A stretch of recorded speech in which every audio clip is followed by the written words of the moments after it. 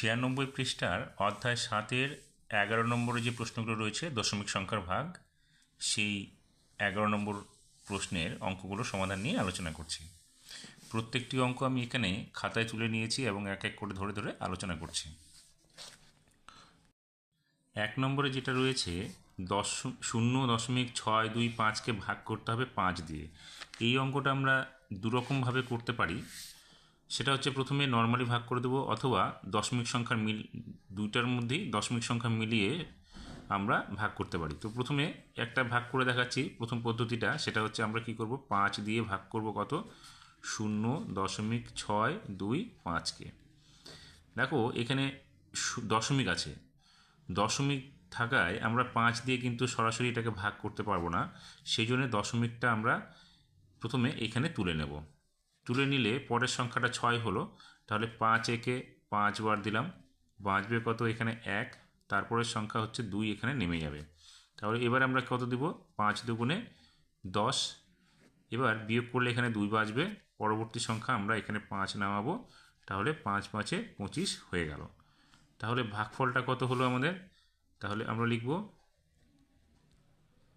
ভাগফল সমান চিহ্ন 0.125।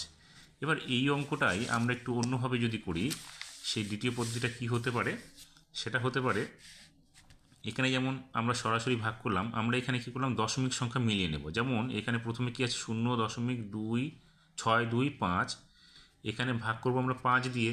তাহলে 5 দিয়ে ভাগ করতে গিয়ে দেখো 5-এর ঘর পরে কিন্তু দশমিক নেই, তাহলে আমরা দশমিক দিয়ে এখানে কি করব, 1 2 3টে ঘর আছে, অতএব আমরা এখানে 3টে শূন্য দিয়ে দিলাম।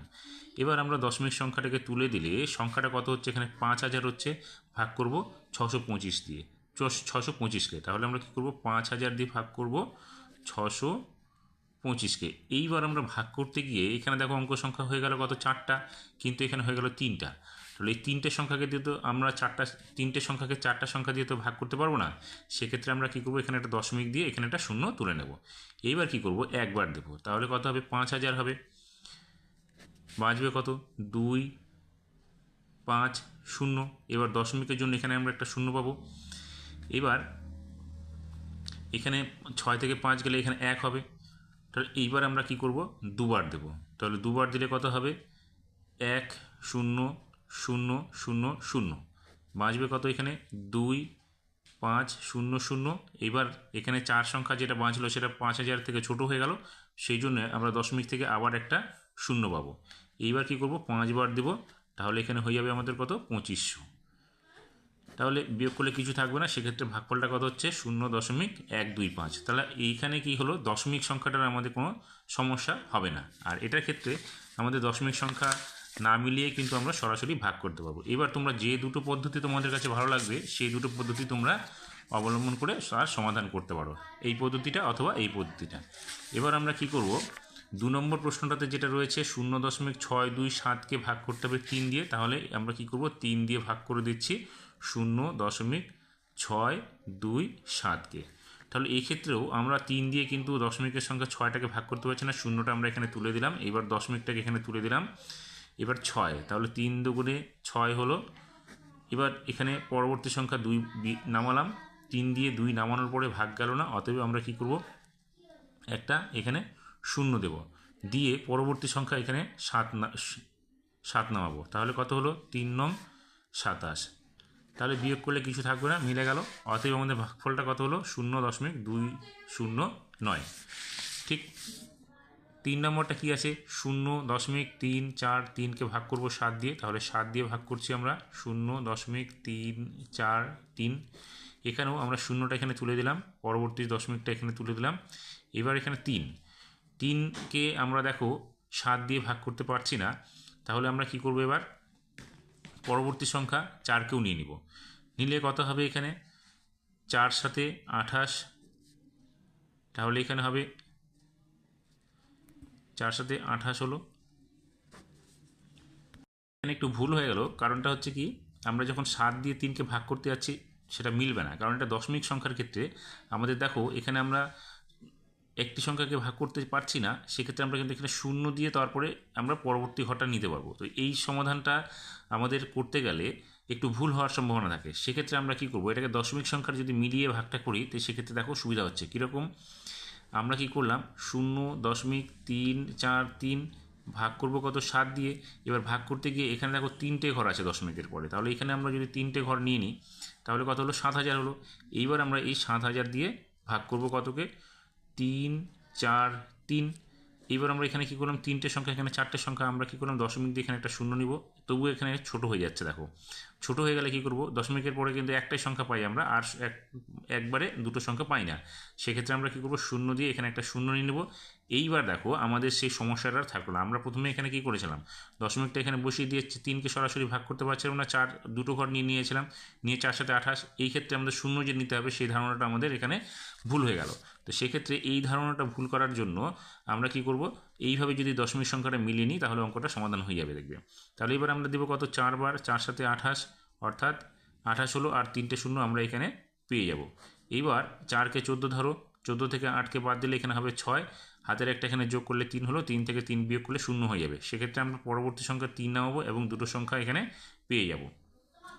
এবার এখানে ছোট হয়ে গেল, এই দশমিকের জন্য এখানে একটা শূন্য পাবো। এইবার আমরা দেবো কত 9 বার, তাহলে হলো 6, 3, 0, 0, 0। অঙ্কটা আমাদের মিলে গেল। এবার এখানে দেখো কি আছে, 4 দিয়ে ভাগ করবো এটাকে, তাহলে 4 দিয়ে আমরা যখন ভাগ করতে যাব তাহলে 6, 5, 1.2। এবার প্রথম সংখ্যা 6 আছে, 4 দিয়ে ভাগ করতে পারছি সহজেই, তাহলে 4 একে 4 হলো, বাঁচবে কত এখানে 2, পরবর্তী সংখ্যা 5 নেমে গেল। এবার 4, 6, 24 হলো, এখানে বাঁচলো কত 1, পরবর্তী সংখ্যা একটা এখানে নেমে গেল। এবার আমরা কতবার দেবো, 4 দুগুণে 8 বার, তাহলে এখানে 8 দিলাম, 11 থেকে 8 গেলে এখানে 3 হলো, দশমিক আছে, দশমিকটা আমরা তুলে এখানে দিয়ে দেবো। এর পরবর্তী সংখ্যা 2টা এখানে নেমে গেল, 4-এর ঘরের মতায় 4 8 32 হলো। তাহলে আমাদের ভাগফলটা মিলে গেল। অতএব উত্তরটা কত হলো আমাদের ভাগফলটা 162.8।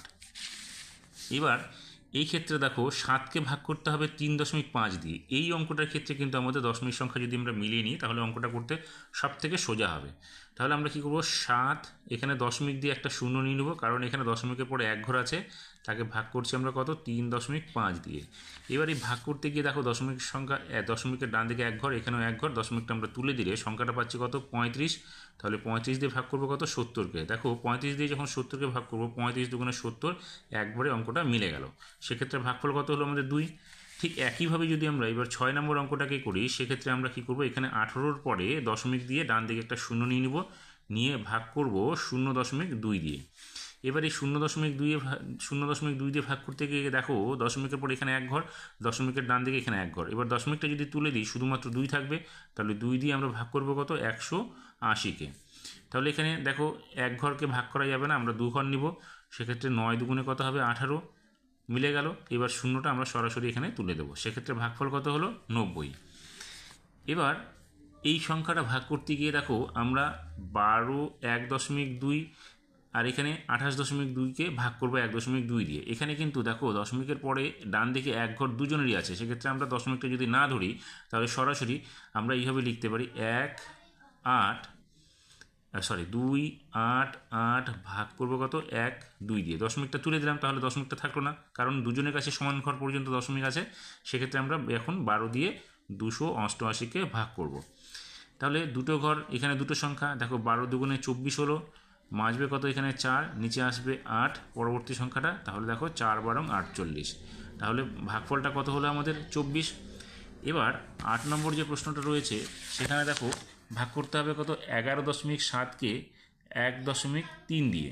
তাহলে এখানে দেখো এখানেও কিন্তু দশমিকের সংখ্যা মিল আছে, তাহলে আমরা দশমিকটাকে মনে মনে যদি তুলে দিই তাহলে সংখ্যাটা কত হচ্ছে 1, 3, অর্থাৎ 13 দিয়ে ভাগ করবো 11.7কে, অর্থাৎ 13 দিয়ে ভাগ করবো 117কে। এবার দশমিকটা তুলে দিলেও আমরা এখানে যদি ধরে নিই, আমরা ধরবো দশমিকটা নিই, সেক্ষেত্রে দেখো আমরা 9 দিয়ে যদি গুণ করি, 3 নং 27 7, 9 একে 9 আর 9 2 11, মিলে গেল, অর্থাৎ ভাগফলটা হবে কত আমাদের 9।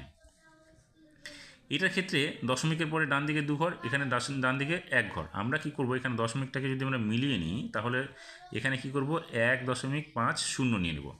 এবার দশমিকটা আমরা তুলে দিচ্ছি, তাহলে কত হচ্ছে 150 দিয়ে ভাগ করব 135কে। দেখো 135 সংখ্যাটা 150-এর চাইতে ছোট হয়ে গেল, আমরা কি করব দশমিক দিয়ে এখানে একটা শূন্য নিয়ে নেব। এবার আমরা কি করব, এখানে দেখো আমরা যদি 9 বার দিই তাহলে 9 শূন্য শূন্য, 5 নং 45-এর 5, হাতে থাকলো 1, 9 9, 9 4 13, তাহলে মিলে গেল। অর্থাৎ ভাগফলটা কত হলো আমাদের?